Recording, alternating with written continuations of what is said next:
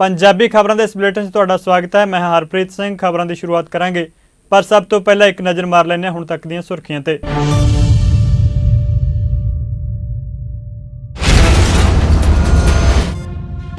दिल्ली च किसानों का अंदोलन 20वें दिन भी जारी। बैठक तो बाद किसान आगुआं ने की प्रैस कॉन्फ्रेंस। कहा असीं गलबात तो नहीं दौड़ रहे, पर सरकार साडीआं मंगां ते ध्यान देवे।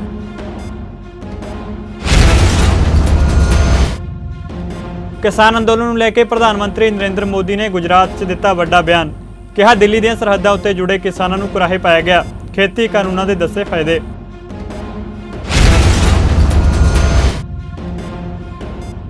देश में कोरोना के वाधे मामलों को वेखते हुए इस बार नहीं होगा संसद का सरदरुत इजलास। विरोधियों ने सरकार की नीयत उत्ते चुके सवाल।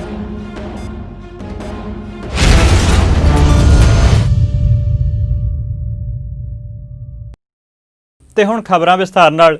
दिल्ली च किसानों का अंदोलन 20वें दिन भी जारी है। किसान आगुआं ने अज बैठक तो बाद प्रैस कॉन्फ्रेंस की। किसान आगुआं ने कहा कि असीं गलबात तो नहीं दौड़ रहे, पर सरकार नूं साडीआं मंगां उत्ते ध्यान देना पवेगा ਅਤੇ ठोस प्रस्ताव नाल आउणा पवेगा।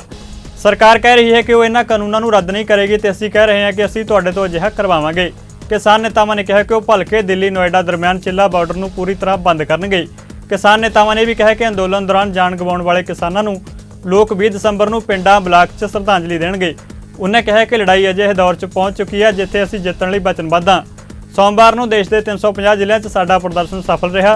किसानां ने 150 टोल प्लाਜ਼ਿਆਂ नूं फ्री करवाया। हुण तक विरोध प्रदर्शन दौरान करीब 20 किसान शहीद हो गए ने।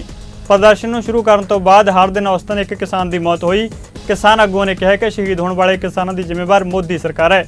किसानों ने कहा कि पिछले 6 सालों में प्रधानमंत्री ने किसी किसान नाल गलबात नहीं की। उन्हें कहा कि वो खेती कानूनों की वापसी तक डटे रहेंगे। उधर प्रधानमंत्री नरेंद्र मोदी ने गुजरात के किसानों को कहा कि दिल्ली दी सरहदां उत्ते जुड़े किसानों को कुराहे पाया गया। उन्हें दावा किया कि खेती सुधार उस रूप में लागू किए जा रहे हैं जिमें किसान जथेबंदियां ते विरोधी धिरां मंग कर रही ने। उन्हें कहा कि सरकार किसानों के कल्याण लई वचनबद्ध है और उन्होंने तौखलियां नूं दूर करने लई तैयार है। प्रधानमंत्री ने भी कहा कि जिहड़े खेती सुधार कानून अपनी हुकूमत में नहीं लिया सके वो हुण किसानों को कुराहे पा रहे हैं। दस दिए कि प्रधानमंत्री नरेंद्र मोदी ने अज गुजरात के कच्छ च दुनिया के सब तो वड्डे हाईब्रिड एनर्जी पार्क की नींह रखी। संबोधन दौरान मोदी ने कहा कि अज सरदार पटेल का सुपना पूरा हो रहा है। पीएम मोदी ने कहा कि हुण कच्छ च दुनिया का सब तो वड्डा हाईब्रिड एनर्जी पार्क बन रहा है। जिन्ना वड्डा सिंगापुर और बहरीन च है उन्ना वड्डा यह पार्क है। इस नाल किसानों को लाभ होगा। इस मौके उन्होंने गुजरात के पंजाबी किसानों नाल भी मुलाकात की। ज्यों-ज्यों किसान अंदोलन जोर फड़ता जा रहा है त्यों-त्यों केंद्र सरकार किसान अंदोलन को सियासी रंगत देने की कोशिश कर रही है। मोदी कैबिनेट के मंत्री किसान अंदोलन को लैके तमाम गल्लां कर रहे हैं। अज केंद्रीय मंत्री नितिन गडकरी ने केंद्र सरकार वालों पास किए गए खेतीबाड़ी कानूनों का समर्थन करते हुए दावा किया कि किसान अंदोलन हुण राजनीतिक हो गया। एक न्यूज़ एजेंसी नाल गलबात करते हुए गडकरी ने कहा कि नवे खेतीबाड़ी कानून किसानों के पक्ष च ने, पर विरोधी दल किसानों को गुमराह कर रहे हैं। किसानों नाल गलबात के सवाल उत्ते गडकरी ने कहा कि सरकार किसानों नाल गल करने लई तैयार है। केंद्रीय मंत्री ने किसानों को अपील की कि वो कट्टर तत्तां तो खुद को बचाई रखण। गडकरी ने भी कहा कि नवे कानून के अधीन किसानों को कोई नुकसान नहीं है। उन्हें कहा कि राजनीति होंदी है पर किसानों के हित का सियासीकरण नहीं होना चाहिए। दस दी कि किसान अंदोलन विचार भलके केंद्रीय कैबिनेट की बैठक होगी। ये बैठक सवेरे 11:30 बजे वीडियो कॉन्फ्रेंसिंग राही होगी। देश में कोरोना के वाधे मामलों को वेखते हुए इस बार संसद का सरदरुत इजलास नहीं बुलाया जाएगा। सरकार ने कहा कि कोरोना लाग कारण इस बार संसद के सरदरुत इजलास का आयोजन नहीं किया जाएगा। इस बाबत संसदीय कार्य मंत्री प्रहलाद जोशी ने लोकसभा कांग्रेस के नेता अधीर रंजन चौधरी को चिट्ठी लिख के दस्सिया कि सारियां पार्टियां के नेतावां नाल चर्चा तो बाद आम राय बनी है कि कोरोना लाग कारण इजलास नहीं बुलाया जाना चाहिए। प्रहलाद ने चिट्ठी च कहा कि सर्दियों का महीना कोविड-19 के प्रबंधन के लिहाज नाल बेहद अहम है क्योंकि इस दौरान कोरोना के मामलों में वाधा दर्ज किया गया, खास करके दिल्ली में। दरअसल कांग्रेस ने किसानों के मुद्दों पर चर्चा लिए इजलास बुलाने की मांग की सी, जिसके जवाब में सरकार ने कहा कि पिछले काफ़ी समय तो देश में कोरोना के केस बढ़े ने। अजिहे में सरदरुत इजलास नहीं होगा। संसदीय कार्य मंत्री प्रहलाद जोशी ने कहा कि सारे पक्ष इजलास को रोकने से सहमत ने। अजिहे में जनवरी 2021 में सीधे बजट सैशन बुलाया जाएगा। आम आदमी पार्टी के बागी विधायक सुखपाल सिंह खैरा ने केंद्र सरकार तो मंग की है कि तिन्ने खेती कानूनों बारे पंजाब और हरियाणा में रायशुमारी करवाई जाए।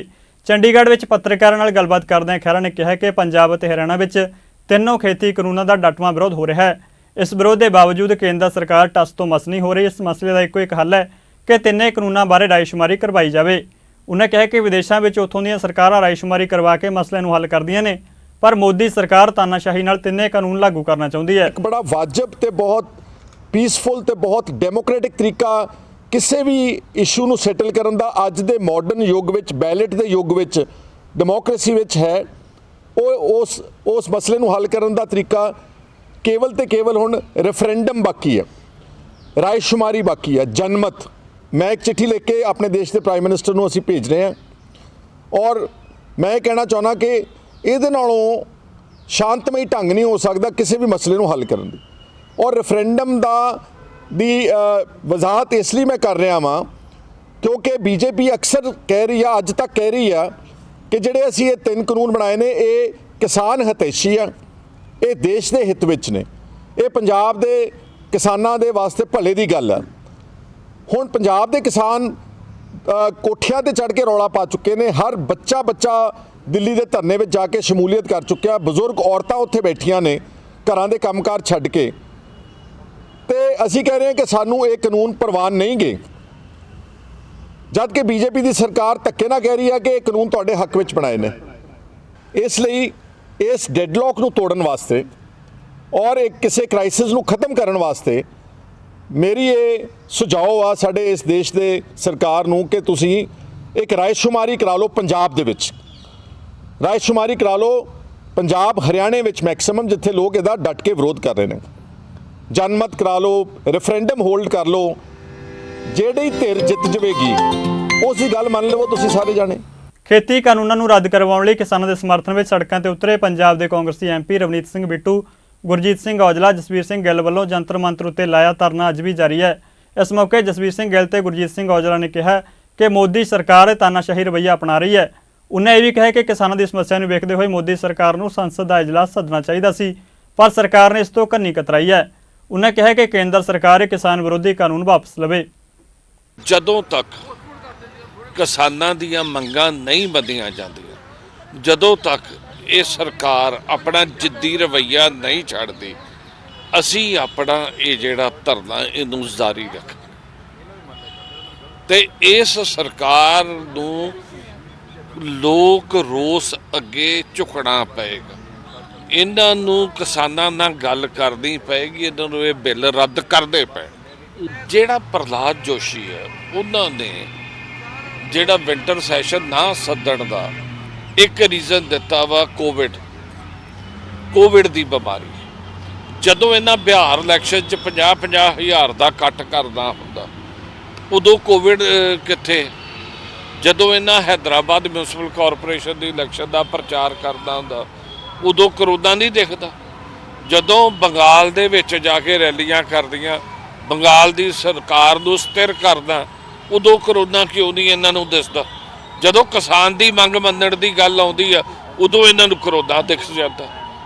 ਜਿੰਨੀ ਦੇਰ ਸਾਡੀ ਇਹ ਮੰਗ, ਇੱਕ ਤਾਂ ਵਿੰਟਰ ਸੈਸ਼ਨ ਬੁਲਾਉਣ ਦੀ, ਦੂਸਰੀ ਸਾਡੀ ਜਿਹੜੀ ਮੰਗ ਸੀਗੀ ਉਹ ਕਿਸਾਨ ਦੇ ਬਿੱਲ ਰੱਦ ਕਰਾਉਣ ਦੀ ਵੀ ਸੀ, ਪਰ ਜਿੰਨੀ ਦੇਰ ਕਿਸਾਨ ਬਾਰਡਰ ਤੇ ਬੈਠਾ ਅਸੀਂ ਇੱਥੇ ਬਹਿ ਕੇ ਆਪਣਾ ਧਰਨਾ ਜਾਰੀ ਰੱਖ। ਉਹ ਕੋਈ ਨਵੀਂ ਚੀਜ਼ ਤਾਂ ਨਹੀਂ ਕਰ ਲੱਗੇ, ਉਹ ਤੇ ਆਉਣਾ ਹੀ ਹੈ ਬਜਟ ਸੈਸ਼ਨ ਦੇ, ਉਹਦੇ 'ਚ ਕੀ ਵਾਧਾ ਕਰ ਲੱਗੇ। ਜ਼ਰੂਰਤ ਤੇ ਹੁਣ ਸੀ ਕਿਉਂਕਿ ਸਾਨੂੰ ਥੋੜ੍ਹਾ ਜਿਹਾ ਇੰਟੂਇਸ਼ਨ ਸੀ ਕਿ ਇਹਨਾਂ ਨੇ ਵਿੰਟਰ ਸੈਸ਼ਨ ਨਹੀਂ ਬੁਲਾਉਣਾ। ਉਹ ਨਾ ਬੁਲਾਉਣ ਦੇ ਕਾਰਨ ਹੀ ਅਸੀਂ ਲੋਕਾਂ ਨੇ ਇੱਥੇ ਧਰਨਾ ਲਾਇਆ ਸੀ। ਅਸੀਂ ਚਾਹੁੰਦੇ ਸੀ ਕਿ ਕਿਸਾਨ ਦੀ ਗੱਲ ਜਿਹੜੀ ਹੋਣੀ ਉਹ ਸੈਸ਼ਨ 'ਚ ਹੋਣੀ ਹੈ, ਨਾ ਕਿ ਜਿਵੇਂ ਅਸੀਂ ਕਹਿ ਦਈਏ ਕਿ ਟਵੀਟ ਕਰ ਦਈਏ ਕਿਸਾਨ ਲਈ ਅਸੀਂ ਆਹ ਕਰ ਰਹੇ ਹਾਂ, ਜਾਂ ਕੋਈ ਇੰਸਟਾਗ੍ਰਾਮ ਤੇ ਚਲੇ ਜਾਈਏ ਜਾਂ ਮਨ ਕੀ ਬਾਤ 'ਚ ਚਲੇ ਜਾਈਏ। ਉਹਦਾ ਕੋਈ ਮਤਲਬ ਨਹੀਂ ਬਣਦਾ। ਉਹਦੇ ਇੱਕ ਜਸਟ ਮਾਊਥ ਪੀਸ ਹੈ ਵੀ ਮੈਂ ਇੱਥੇ ਗੱਲ ਕੀਤੀ, ਮੈਂ ਮੁੱਕਰ ਵੀ ਸਕਦਾ। ਪਰ ਜਿਹੜੀ ਗੱਲ ਪਾਰਲੀਮੈਂਟ 'ਚ ਹੋਣੀ ਹੈ ਉਹ ਪਾਰਲੀਮੈਂਟ 'ਚ ਹੀ ਹੋਣੀ ਹੈ। ਸੋ ਅਸੀਂ ਚਾਹੁੰਦੇ ਹਾਂ ਕਿ ਸਰਕਾਰ ਸੈਸ਼ਨ ਬੁਲਾਉਂਦੀ ਔਰ ਪਾਰਲੀਮੈਂਟ 'ਚ ਪ੍ਰਧਾਨ ਮੰਤਰੀ ਜਵਾਬ ਦਿੰਦੇ, ਇਹਨਾਂ ਦੇ ਕ੍ਰਿਸ਼ੀ ਮੰਤਰੀ ਦਿੰਦੇ, ਜਿਹੜੇ ਉਦੋਂ ਪਾਰਲੀਮੈਂਟ 'ਚ ਇੱਕ ਟੋਕ ਕੇ ਕਹਿੰਦੇ ਸੀ ਕਿ ਸੈਸ਼ਨ ਬਿੱਲ ਬਹੁਤ ਵਧੀਆ। ਹੁਣ ਕਿਸਾਨਾਂ ਦੇ ਅੱਗੇ ਗੱਲਾਂ ਮੰਨੀਆਂ, ਗਲਤੀਆਂ ਮੰਨੀਆਂ, ਸਾਡੇ ਤੋਂ ਗਲਤੀਆਂ ਹੋਈਆਂ। ਜੇ ਉਦੋਂ ਇਹ ਮੰਨ ਜਾਂਦੇ, ਡੈਮੋਕ੍ਰੇਸੀ ਦਾ ਧਿਆਨ ਰੱਖਦੇ, ਇਹ ਘੱਟੋ ਘੱਟ ਸਟੈਂਡਿੰਗ ਕਮੇਟੀ ਨੂੰ ਬਿੱਲ ਭੇਜ ਸਕਦੇ ਸੀ। ਸਟੈਂਡਿੰਗ ਕਮੇਟੀ ਕੋਲ ਜਾਂਦਾ, ਉੱਥੇ ਜਾ ਕੇ ਕਿਸਾਨਾਂ ਨੂੰ ਬੁਲਾਉਂਦੇ, ਉੱਥੇ ਐਕਸਪਰਟ ਦੀਆਂ ਗੱਲਾਂ ਹੁੰਦੀਆਂ, ਉੱਥੇ ਤੇ ਡਿਬੇਟ ਹੁੰਦੀ, ਫਿਰ ਬਾਅਦ 'ਚ ਆ ਜਾਂਦਾ। ਪਰ ਇਹ ਇੰਨਾ ਵੱਡੇ ਫੈਸਲੇ ਲੈ ਲੈਂਦੇ ਆ ਔਰ ਬਿਲਕੁਲ ਅਨਐਲਾਨੀ ਹੋਈ ਐਮਰਜੈਂਸੀ ਆ ਦੇਸ਼ ਦੇ ਵਿੱਚ। ਕੋਈ ਸੁਣਨਾ ਨਹੀਂ, ਕਿਸੇ ਦੀ ਗੱਲ ਤੇ ਧਿਆਨ ਨਹੀਂ ਦੇਣਾ, ਜੋ ਮਨ 'ਚ ਹੈ ਉਹੀ ਕਰਨਾ ਹੈ। ਕੋਈ ਸੰਵਿਧਾਨ ਦੀਆਂ ਧੱਜੀਆਂ ਉਡਾ ਦਿੱਤੀਆਂ ਇਹਨਾਂ ਨੇ, ਸੰਵਿਧਾਨ ਨੂੰ ਤਾਂ ਮੰਨਦੇ ਵੀ ਨਹੀਂ ਹੈ। ਸਾਨੂੰ ਪਤਾ ਸੀ ਕਿ ਇਹਨਾਂ ਨੇ ਇਹ ਕਾਰਜ ਕਰਨਾ ਹੈ। ਅਸੀਂ ਜੇ ਕੋਈ ਪੋਲੀਟੀਕਲ ਗੱਲ ਹੁੰਦੀ ਅਸੀਂ ਅੱਜ ਵੀ ਬਹਿ ਸਕਦੇ ਹਾਂ, ਤੁਸੀਂ ਕਿਉਂ ਕੀਤਾ, ਇਹ ਨਹੀਂ ਹੋਣਾ ਚਾਹੀਦਾ। ਅਸੀਂ ਪਹਿਲਾਂ ਹੀ ਬਹਿਣ ਦੀ ਕੋਸ਼ਿਸ਼ ਕੀਤੀ ਵੀ ਸ਼ਾਇਦ ਇਹਨਾਂ ਦੇ ਮਨ 'ਚ ਕੋਈ ਅਸਰ ਹੋ ਜੇ, ਵੀ ਮੈਂਬਰ ਪਾਰਲੀਮੈਂਟ ਪਹਿਲੋਂ ਬਹਿ ਗਿਆ ਵਿੰਟਰ ਸੈਸ਼ਨ ਬੁਲਾ ਲਈਏ ਪਰ ਉਹਨਾਂ ਦੀ ਉਹ ਜਿਹੜਾ ਰਵੱਈਆ ਜੋ ਕਿਸਾਨਾਂ ਪ੍ਰਤੀ ਉਹੀ ਸਾਡੇ ਪ੍ਰਤੀ ਹੈ, ਕੋਈ ਉਹਦੇ 'ਚ ਬਹੁਤਾ ਫਰਕ ਨਹੀਂਗਾ। ਕਿਸਾਨ ਔਰ ਮੇਰੇ ਭਰਾਵਾਂ ਨੂੰ ਵੀ ਇਸ ਗੱਲ ਦੀ ਹੁਣ ਸਮਝ ਲੱਗੀ ਹੋਏਗੀ ਕਿ ਇਹ ਕਿੱਡੇ ਕੁ ਵੱਡੇ ਮਤਲਬ ਤਾਨਾਸ਼ਾਹ ਨੇ। ਜਿੱਥੇ ਇੱਕ ਪਾਸੇ ਕਿਸਾਨ ਜਥੇਬੰਦੀਆਂ ਦਿੱਲੀ ਕੁੰਡਲੀ ਬਾਰਡਰ ਉੱਤੇ ਰੋਸ ਪ੍ਰਦਰਸ਼ਨ ਕਰ ਰਹੀਆਂ ਨੇ, ਉੱਥੇ ਹੀ ਪੰਜਾਬ 'ਚ ਕਿਸਾਨਾਂ ਵੱਲੋਂ ਰਿਲਾਇੰਸ ਅਤੇ ਜੀਓ ਦਾ ਬਾਈਕਾਟ ਕੀਤਾ ਜਾ ਰਿਹਾ ਹੈ, ਜਿਸ ਦੇ ਚੱਲਦੇ ਅੰਮ੍ਰਿਤਸਰ ਸ਼ਹਿਰ ਦੇ ਅੰਦਰ ਚੱਲ ਰਹੇ ਜੀਓ ਸਟੋਰਾਂ ਨੂੰ ਅੱਜ ਕਿਸਾਨ ਜਥੇਬੰਦੀਆਂ ਦੇ ਆਗੂਆਂ ਨੇ ਬੰਦ ਕਰਵਾਇਆ। ਪੱਤਰਕਾਰਾਂ ਨਾਲ ਗੱਲਬਾਤ ਕਰਦਿਆਂ ਕਿਸਾਨ ਜਥੇਬੰਦੀਆਂ ਦੇ ਆਗੂਆਂ ਨੇ ਕਿਹਾ ਕਿ ਮੰਗਾਂ ਮੰਨੇ ਜਾਣ ਤੱਕ ਸੰਘਰਸ਼ ਜਾਰੀ ਰਹੇਗਾ। ਬ੍ਰੇਕ ਤੋਂ ਬਾਅਦ ਤੁਹਾਡਾ ਮੁੜ ਸਵਾਗਤ ਹੈ। ਕਿਸਾਨਾਂ ਦੇ ਸਮਰਥਨ ਵਿੱਚ ਅਮਰੀਕਾ, ਕੈਨੇਡਾ, ਬ੍ਰਿਟੇਨ ਸਮੇਤ ਦੁਨੀਆ ਦੇ ਕਈ ਦੇਸ਼ਾਂ ਵਿੱਚ ਰੈਲੀਆਂ ਕੱਢੀਆਂ ਜਾ ਰਹੀਆਂ ਨੇ। ਕੈਨੇਡਾ ਦੇ ਪ੍ਰਧਾਨ ਮੰਤਰੀ ਜਸਟਿਨ ਟਰੂਡੋ ਸਮੇਤ ਵੱਖ-ਵੱਖ ਮੰਤਰੀ ਨੇ ਵੀ ਕਿਸਾਨਾਂ ਦੇ ਅੰਦੋਲਨ ਨੂੰ ਆਪਣਾ ਸਮਰਥਨ ਦਿੱਤਾ ਹੈ। ਕਿਸਾਨਾਂ ਦੇ ਹੱਕ ਵਿੱਚ ਕੈਨੇਡਾ ਦੀ ਪ੍ਰਸਿੱਧ ਸਮਾਜ ਸੇਵੀ ਸੰਸਥਾ ਸਿੱਖ ਫੈਡਰੇਸ਼ਨ ਆਫ ਐਡਮਿੰਟਨ ਵੱਲੋਂ ਇੱਕ ਵਿਸ਼ੇਸ਼ ਮੀਡੀਆ ਕਾਨਫਰੰਸ ਬੁਲਾਈ ਗਈ, ਜਿਸ ਵਿੱਚ ਸਮੁੱਚੇ ਸਿੱਖ ਫੈਡਰੇਸ਼ਨ ਦੇ ਮੈਂਬਰਾਂ, ਐਡਜੈਕਟਿਵ ਮੈਂਬਰਾਂ ਨੇ ਕਿਸਾਨਾਂ ਦੇ ਸ਼ਾਂਤਮਈ ਅੰਦੋਲਨ ਦੀ ਵਕਾਲਤ ਕਰਦਿਆਂ ਭਾਰਤ ਸਰਕਾਰ ਤੋਂ ਇਹ ਕਾਨੂੰਨ ਵਾਪਸ ਲੈਣ ਦੀ ਮੰਗ ਕੀਤੀ ਹੈ। ਅਸੀਂ ਸਾਰੇ ਸਿੱਖ ਫੈਡਰੇਸ਼ਨ ਆਫ ਐਡਮਿੰਟਨ ਦੇ ਕਾਰਕੁਨ ਅੱਜ ਇੱਥੇ ਇਕੱਠੇ ਹੋਏ ਹਾਂ ਤੇ ਇਹ ਇੰਡੀਆ ਗਵਰਨਮੈਂਟ ਨੂੰ ਦੱਸਣ ਲਈ ਕਿ ਅਸੀਂ ਸਾਰੇ ਦੇ ਸਾਰੇ ਇੰਡੀਆ ਦੇ ਕਿਸਾਨਾਂ ਦੇ ਨਾਲ, ਉਹਨਾਂ ਦੇ ਸੰਘਰਸ਼ ਦੇ ਨਾਲ ਅਸੀਂ ਬਿਲਕੁਲ ਮੋਢੇ ਨਾਲ ਮੋਢਾ ਜੋੜ ਕੇ ਖੜੇ ਹਾਂ ਤੇ ਜਿਸ ਤਰ੍ਹਾਂ ਉਹ ਸ਼ਾਂਤੀਪੂਰਵਕ ਜਾ ਰਹੇ ਸੀ ਦਿੱਲੀ ਨੂੰ ਤੇ ਰਸਤੇ ਦੇ ਵਿੱਚ ਇੰਡੀਆ ਗਵਰਨਮੈਂਟ ਨੇ ਉਹਨਾਂ ਉੱਤੇ ਪਾਣੀ ਦੀਆਂ, ਠੰਡੇ ਪਾਣੀ ਦੀਆਂ ਤੇ ਗੰਦੇ ਪਾਣੀ ਦੀਆਂ ਬਿਸ਼ਾਰਾਂ ਮਾਰੀਆਂ ਤੇ ਲਾਠੀ ਚਾਰਜ ਕੀਤੇ ਤੇ ਰਸਤੇ ਦੇ ਵਿੱਚ ਡੂੰਘੇ ਟੋਏ ਪੱਟ ਦਿੱਤੇ ਤੇ ਇਹ ਸਾਰੀਆਂ ਜਿਹੜੀਆਂ ਹਿਊਮਨ ਵਾਇਓਲੇਸ਼ਨ ਜਿਹੜੀਆਂ ਉਹਨਾਂ ਨੇ ਕੀਤੀਆਂ ਤੇ ਉਸ ਦੇ ਸੰਬੰਧ ਵਿੱਚ ਸਾਡੇ ਆਪਣੇ ਪ੍ਰਧਾਨ ਮੰਤਰੀ ਸ਼੍ਰੀ ਟਰੂਡੋ ਸਾਹਿਬ ਉਹਨਾਂ ਨੇ ਵੀ ਉਸ ਚੀਜ਼ ਦੀ ਨਿਖੇਧੀ ਕੀਤੀ ਤੇ ਜਿਹੜੇ ਆਪਣੇ ਆਪੋਜੀਸ਼ਨ ਦੇ ਲੀਡਰ ਹੈਗੇ ਨੇ ਸਾਡੇ ਐਰਨ ਓਟੂਲ ਸਾਹਿਬ ਤੇ ਉਧਰੋਂ ਜਗਮੀਤ ਸਿੰਘ, ਉਹਨਾਂ ਨੇ ਵੀ ਇਸ ਚੀਜ਼ ਦੀ ਨਿਖੇਧੀ ਕੀਤੀ ਤੇ ਇਸ ਕਰਕੇ ਇੰਡੀਆ ਗਵਰਨਮੈਂਟ ਨੂੰ ਅਪੀਲ ਕਰਦੇ ਆ ਕਿ ਤੁਸੀਂ ਜਿੰਨੀ ਜਲਦੀ ਕਰ ਸਕਦੇ ਆ ਆਪਣੇ ਇਸ ਮੁਲਕ ਨੂੰ ਘੱਟੋ ਘੱਟ ਉਹਨੂੰ ਸੰਭਾਲ ਲਓ ਤੇ ਇਹਨਾਂ ਕਿਸਾਨਾਂ ਦੇ ਨਾਲ ਜਿੰਨਾ ਵੀ ਹੈਗਾ ਉਹ ਸਮਝੌਤਾ ਕਰੋ। ਉਹਨਾਂ ਦੇ ਜਿਹੜੇ ਉਹ 3 ਕਾਨੂੰਨ ਤੁਸੀਂ ਬਣਾਏ ਹੈਗੇ ਆ ਉਹਨਾਂ ਨੂੰ ਵਾਪਸ ਲਓ। ਕੈਨੇਡਾ ਦੀ ਨੈਸ਼ਨਲ ਫਾਰਮਰ ਯੂਨੀਅਨ ਐਸੋਸੀਏਸ਼ਨ ਹੈ, ਉਹਨਾਂ ਨੇ ਆਪਣੇ ਵੱਲੋਂ ਸਟੇਟਮੈਂਟ ਦਿੱਤੀ ਹੈ ਔਰ ਮੈਂ ਇਸ ਗੱਲ ਦਾ ਬੜਾ ਹੀ ਜਾਣੀ ਹੈਰਾਨ ਹੈ ਵੀ ਜਿਹੜੀ ਸਾਨੂੰ ਤਾਂ ਫਿਕਰ ਹੈਗਾ ਹੀ ਹੈਗਾ ਔਰ ਉਹਨਾਂ ਨੂੰ ਵੀ ਫਿਕਰ ਹੈਗਾ ਔਰ ਉਹਨਾਂ ਨੇ ਫਾਈਨਲ ਪੈਰੇ ਦੇ ਵਿੱਚ ਜਿਹੜੀ ਗੱਲ ਕਹੀ ਹੈ ਉਹਨਾਂ ਦੇ ਪ੍ਰੈਜ਼ੀਡੈਂਟ ਮਿਸਟਰ ਵਾਟ ਨੇ ਕਿ ਕਿਸਾਨਾਂ ਨੇ ਇਸ ਕਾਨੂੰਨ ਦੀ ਕੋਈ ਮੰਗ ਹੀ ਨਹੀਂ ਸੀ ਕੀਤੀ। ਇਸ ਕਾਨੂੰਨ ਜਦੋਂ ਮੰਗ ਹੀ ਨਹੀਂ ਸੀ ਕੀਤੀ ਤੇ ਉਹਨੂੰ ਤੁਹਾਨੂੰ ਬਣਾਉਣ ਦੀ ਕੀ ਲੋੜ ਸੀ ਤੇ ਅਸੀਂ ਉਹਨਾਂ ਨੇ ਵੀ ਰਿਕੁਐਸਟ ਕੀਤੀ ਹੈ ਵੀ ਤੁਸੀਂ ਕਾਨੂੰਨ ਵਾਪਸ ਲਵੋ। ਜਦੋਂ ਉਹਨਾਂ ਨੂੰ ਲੋੜ ਨਹੀਂ ਹੈ ਤੇ ਤੁਸੀਂ ਇਹ ਕਾਨੂੰਨ ਉਹਨਾਂ ਦੇ ਉੱਤੇ ਮੱਲੋ ਮੱਲੀ ਕਿਉਂ ਥੋਪਦੇ ਆ। ਇਕੱਲੇ ਸਾਡੇ ਪੋਲੀਟੀਸ਼ੀਅਨਾਂ ਨੇ ਤਾਂ ਬਹੁਤ ਬਹੁਤ ਧੰਨਵਾਦ ਆ ਸਾਰਿਆਂ ਦਾ ਜਿਨ੍ਹਾਂ ਨੇ ਕੀਤਾ ਹੀ ਕੀਤਾ, ਪਰ ਸਾਰੀਆਂ ਦੁਨੀਆ ਦੀਆਂ ਫਾਰਮਰ ਐਸੋਸੀਏਸ਼ਨਾਂ ਜਾਂ ਫਾਰਮਰ ਯੂਨੀਅਨਾਂ ਵੀ ਇਸ ਗੱਲ ਨੂੰ ਠੀਕ ਨਹੀਂ ਸਮਝਦੀਆਂ ਜਿਹੜਾ ਉਹਨਾਂ ਨੇ ਹਿੰਦੁਸਤਾਨ ਦੇ ਵਿੱਚ ਪਹਿਲੀ ਗੱਲ ਪੀਸਫੁਲ ਪ੍ਰੋਟੈਸਟ ਨੂੰ ਧੱਕਾ ਕੀਤਾ। ਦਿੱਲੀ ਦੇ ਮੁੱਖ ਮੰਤਰੀ ਅਰਵਿੰਦ ਕੇਜਰੀਵਾਲ ਨੇ ਐਲਾਨ ਕੀਤਾ ਕਿ ਆਮ ਆਦਮੀ ਪਾਰਟੀ 2022 'ਚ ਹੋਣ ਵਾਲੀਆਂ ਉੱਤਰ ਪ੍ਰਦੇਸ਼ ਵਿਧਾਨ ਸਭਾ ਚੋਣਾਂ ਲੜੇਗੀ। ਕੇਜਰੀਵਾਲ ਨੇ ਕਿਹਾ ਕਿ ਉੱਤਰ ਪ੍ਰਦੇਸ਼ ਵਿੱਚ ਕਈ ਦਲਾਂ ਦੀ ਸਰਕਾਰ ਆਈ ਅਤੇ ਸਾਰਿਆਂ ਨੇ ਆਪਣਾ ਘਰ ਭਰਨ ਦਾ ਕੰਮ ਕੀਤਾ। ਉਹਨਾਂ ਕਿਹਾ ਕਿ ਉੱਤਰ ਪ੍ਰਦੇਸ਼ ਦਾ ਵਿਕਾਸ ਉੱਥੋਂ ਦੀ ਗੰਦੀ ਰਾਜਨੀਤੀ ਅਤੇ ਭ੍ਰਿਸ਼ਟ ਨੇਤਾਵਾਂ ਦੀ ਵਜ੍ਹਾ ਨਾਲ ਰੁਕ ਗਿਆ। ਉਹਨਾਂ ਨੇ ਸਵਾਲ ਕੀਤਾ ਕਿ ਉੱਤਰ ਪ੍ਰਦੇਸ਼ ਦੇ ਲੋਕਾਂ ਨੂੰ ਸਿਹਤ ਅਤੇ ਸਿੱਖਿਆ ਲਈ ਦਿੱਲੀ ਦਾ ਰੁਖ ਕਿਉਂ ਕਰਨਾ ਪੈਂਦਾ ਹੈ। ਜੇਕਰ ਦਿੱਲੀ ਵਿੱਚ ਮੁਹੱਲਾ ਕਲੀਨਿਕ, ਮੁਫਤ ਬਿਜਲੀ, ਮੁਫਤ ਪਾਣੀ ਮਿਲ ਸਕਦਾ ਤਾਂ ਉੱਤਰ ਪ੍ਰਦੇਸ਼ ਵਿੱਚ ਇਹ ਸਭ ਕਿਉਂ ਨਹੀਂ ਮਿਲ ਸਕਦਾ। ਆਮ ਆਦਮੀ ਪਾਰਟੀ ਇਮਾਨਦਾਰ ਸੋਚ ਪੈਦਾ ਕਰੇਗੀ ਅਤੇ ਸਾਬਤ ਕਰੇਗੀ ਕਿ ਸ਼ਾਸਨ ਸੀਮਿਤ ਸਾਧਨਾਂ ਦਾ ਮੁਹਤਾਜ ਨਹੀਂ ਹੈ। ਕੇਜਰੀਵਾਲ ਨੇ ਕਿਹਾ ਕਿ ਦਿੱਲੀ 'ਚ ਉੱਤਰ ਪ੍ਰਦੇਸ਼ ਦੇ ਕਾਫੀ ਲੋਕ ਰਹਿੰਦੇ ਨੇ ਅਤੇ ਉਹਨਾਂ ਨੂੰ ਅਪੀਲ ਹੈ ਕਿ ਯੂਪੀ 'ਚ ਵੀ ਦਿੱਲੀ ਵਰਗੀਆਂ ਸਹੂਲਤਾਂ ਚਾਹੀਦੀਆਂ ਨੇ ਤਾਂ ਆਮ ਆਦਮੀ ਪਾਰਟੀ ਨੂੰ ਇੱਕ ਮੌਕਾ ਵੀ ਦੇ ਕੇ ਵੇਖੋ। ਉਹਨਾਂ ਉਮੀਦ ਜਤਾਈ ਕਿ 2022 'ਚ ਉੱਤਰ ਪ੍ਰਦੇਸ਼ ਦੀ ਜਨਤਾ ਆਮ ਆਦਮੀ ਪਾਰਟੀ ਨਾਲ ਖੜੀ ਹੋਵੇਗੀ। ਪਾਕਿਸਤਾਨ 'ਚ ਪ੍ਰਾਚੀਨ ਮੰਦਰਾਂ ਦੇ ਦਰਸ਼ਨ ਲਈ ਭਾਰਤ ਤੋਂ ਸ਼ਰਧਾਲੂਆਂ ਦਾ ਇੱਕ ਜਥਾ ਵਾਹਗਾ ਸਰਹੱਦ ਰਾਹੀਂ ਪਾਕਿਸਤਾਨ ਰਵਾਨਾ ਹੋਇਆ। ਇਸ ਜਥੇ 'ਚ 51 ਸ਼ਰਧਾਲੂ ਸ਼ਾਮਲ ਨੇ ਜਿਨ੍ਹਾਂ ਨੇ ਕਿਹਾ ਕਿ ਉਹ ਪਾਕਿਸਤਾਨ ਜਾ ਕੇ ਆਪਣੇ ਧਰਮ ਦੇ ਪਵਿੱਤਰ ਸਥਾਨਾਂ ਦੇ ਦਰਸ਼ਨ ਦੀਦਾਰੇ ਕਰਨਗੇ।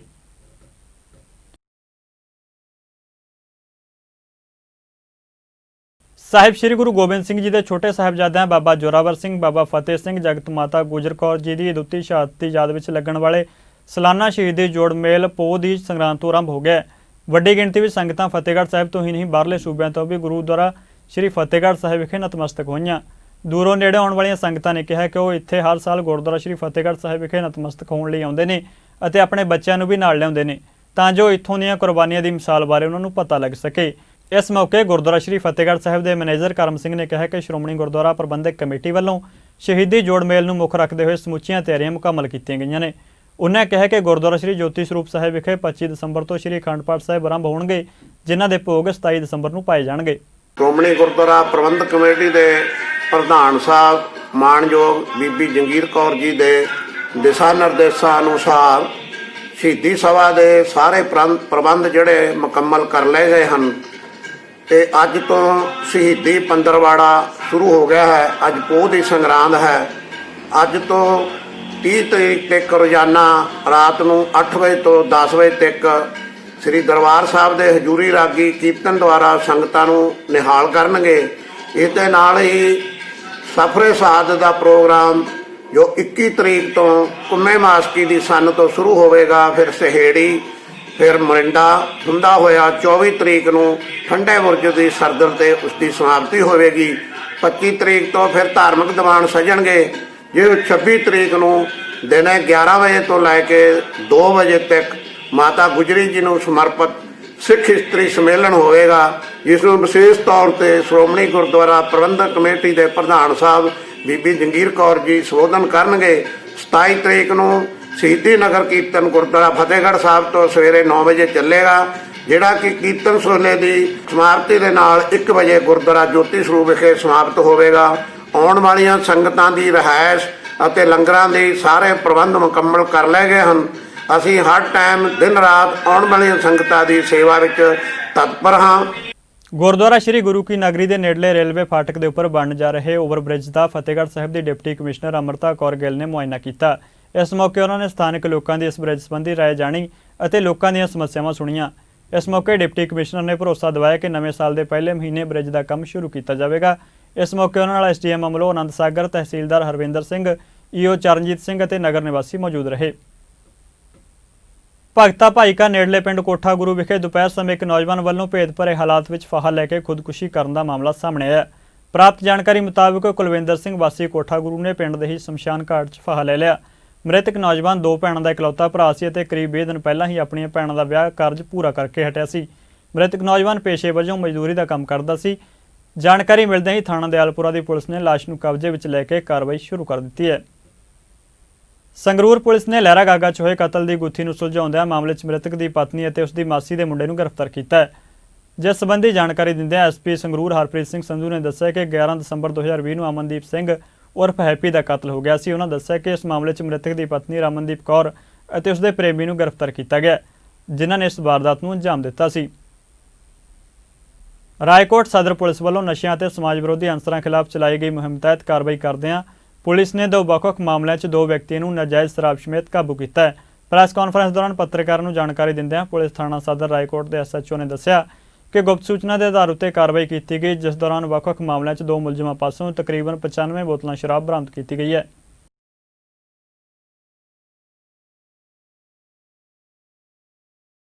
ਫਿਲਹਾਲ ਇਸ ਬੁਲੇਟਿਨ 'ਚ ਇੰਨਾ ਹੀ। ਜਾਂਦੇ ਨਜ਼ਰ ਮਾਰਦੇ ਹਾਂ ਭਾਰਤ ਦੇ ਮੌਸਮ ਦੇ ਹਾਲ ਉੱਤੇ। Weather branding powered by Godrej easy liquid detergent.